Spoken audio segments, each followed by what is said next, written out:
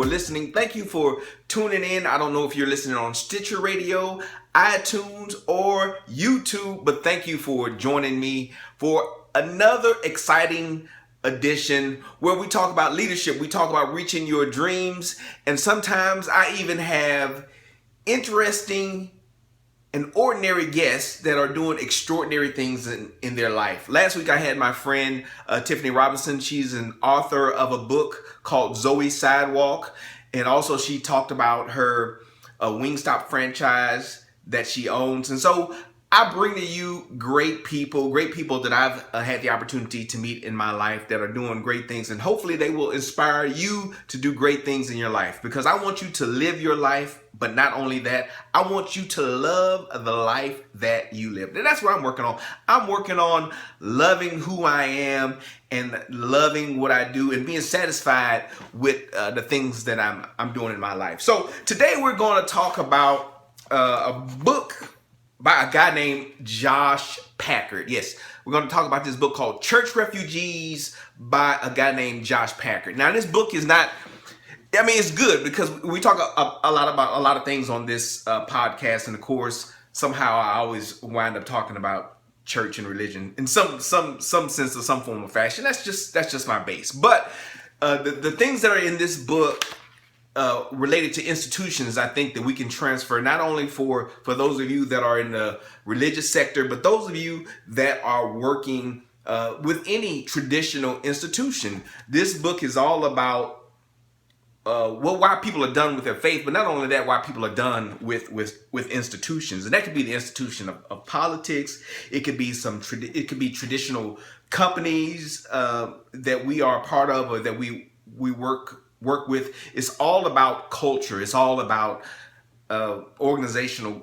culture and how decisions are made and how people feel connected to the institution that they are a part of. Now, I am part of the greatest generation. No, not the one that you're thinking of, but Generation X. Yes, I'm a Generation Xer. And so I'm sandwiched somewhere in between the baby boomers and the millennials. And you know, everyone is just always freaking out about millennials, right? Oh, the millennials are coming. The millennials are coming. What are we gonna do? The millennials are coming. Hey, I happen to like millennials. And do I like boomers? I do like boomers. You know, I do like boomers. I mean, but I guess I almost feel as a Generation Xer a little bit more of a kinship with the millennials. And let me be honest, as a Generation Xer, because, you know, we just cut through all of the nonsense. Millennials are no different from any other generation. They just are able to record everything that goes on in their life. They just have better toys. They have better technology than we had as Generation X and as the baby boomers. Generation after generation has rebelled against the system. Each generation has had its form of protest. Generation X, you know, we were kind of just left alone. Our parents said, hey, go home, watch Thundercats, lock yourself in the house, don't let strangers come in, and entertain yourself. And then we moved to millennials, and millennials have to be entertained. And probably it's some of our fault as Generation X, because we're so used to just doing stuff on our own that we felt like, hey, well, let's entertain our kids, let's entertain the young people that we are mentoring that have come behind us. So the generations all are a little bit different, but each generation, especially a couple of generations ahead, always say, oh, those kids are soft. Oh, they'll never accomplish anything. Oh, they'll never do anything. Millennials, you'll be just fine. You know, we're just waiting for the boomers to get out of the way so that we have our turn. I'm in my mid 40s now, and the boomers they're still hanging around, right? They're still hanging around. They're trying to do things like they did in the 1940s and the 1950s and the 1960s. And that's the challenge that we face, Generation X, that we face as millennials, is the institution has changed in our viewpoint. Millennials, you feel like the institution let you down. It failed you. Generation X, hey, we were loyal to the institution, but then you just left us alone, right? You just left us to our own devices. So we had to create something else. We had to create new realities. And I think that's basically what this book book is about how people have lost trust in the institution. We have to find new and creative ways to engage people. We have to learn from the lessons of the past. Just think about the Vietnam War, all the lessons that we learned about guerrilla warfare, about a nation trying to occupy a foreign country. Those are lessons that we should have learned. And being somewhat of a student of military history, those are things that we should have learned. But how were we unable to transfer those things to our experience in Afghanistan, in Iraq? Why weren't we able to seamlessly learn from some of those past mistakes? Didn't the Russians try to take over Afghanistan? What made us think that we were going to do any better as a country because of it? Today, people are talking about Black Lives Matter, police violence. It's as if it's something new, and it's not. Do we know the history of policing in this country? The history of that institution. Why was it created?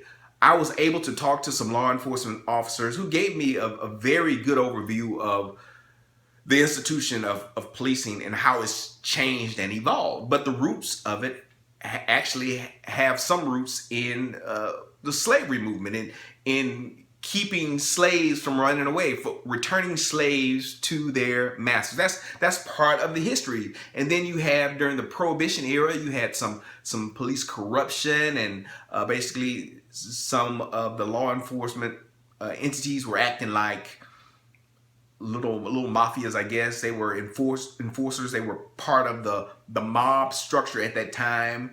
And then you come to where we are, then you had an era that was very positive with policing, when you had police in the communities. You knew the police, you interacted with them on a daily basis. They knew you by your first name, you knew them by their first name, you knew their family and things like that. But then of course things have changed, and it got more costly to do those things. And then you had the Reagan era, the war on drugs, the militarization of police, incentives for police to go after drugs and people in poor communities. And so that led to some problems. And then now you have modern policing where they're trying to change and transform. But you just have to think about institutions over a period of time, and how things seem new and just, it's just so tough right now. Things are just, it's such a heightened sense of awareness of things. But these things have been happening for years. Before I was here, before the boomers were here, and really,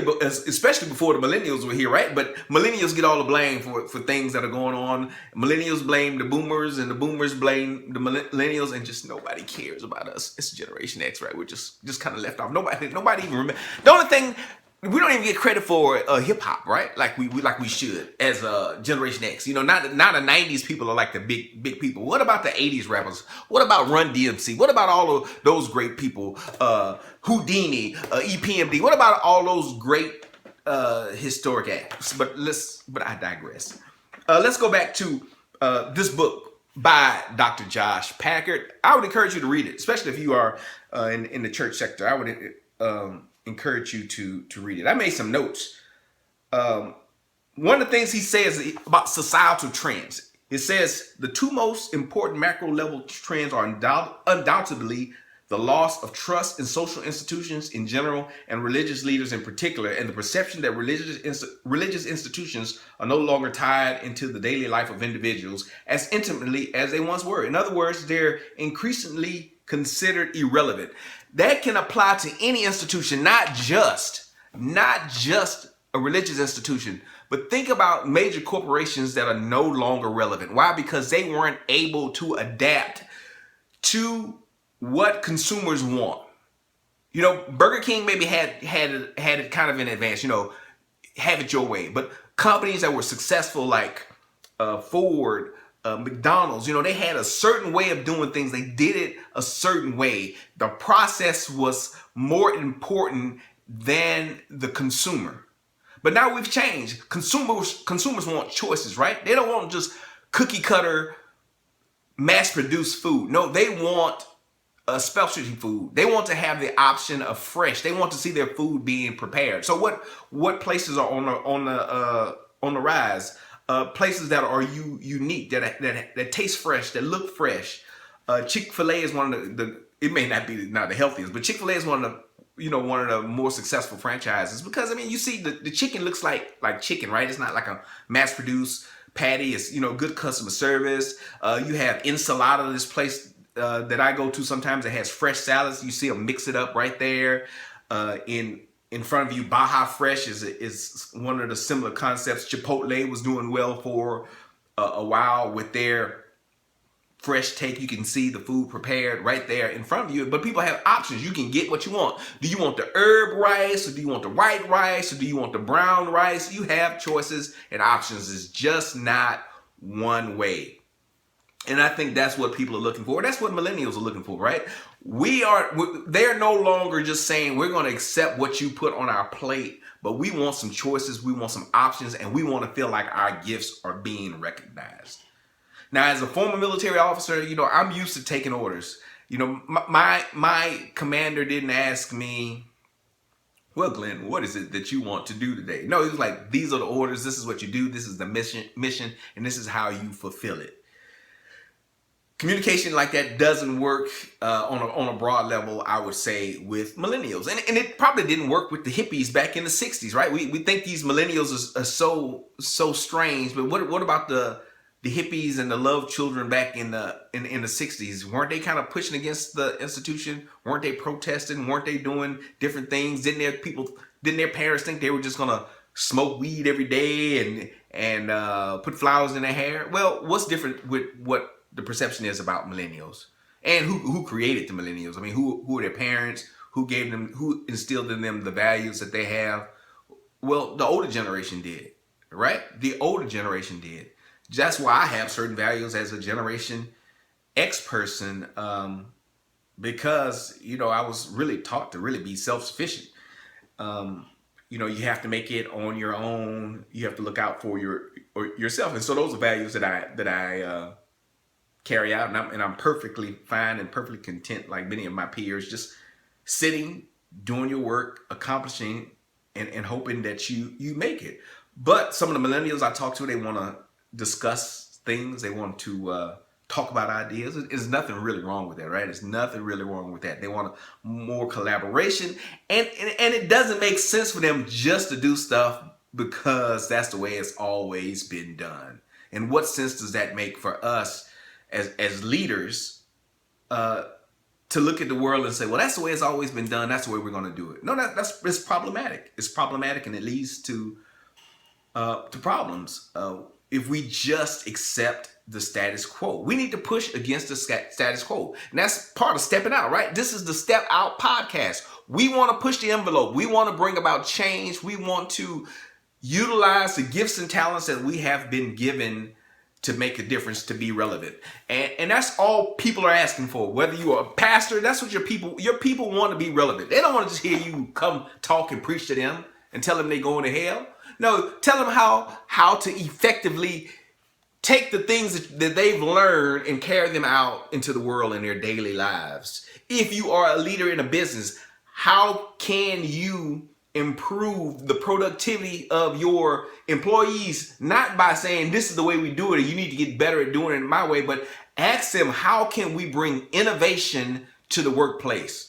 What ideas do you have to have? Is it better that you work from home or better that you work in the office? Do we actually have to work 8 hours a day, 5 days a week, when nobody's productive on Monday mornings and nobody's productive on Friday evenings? What's a better schedule that may benefit your employees? We have to think about the way we do business differently as part of institutions. And we have to have a general sense that we want to be in authentic conversations with people.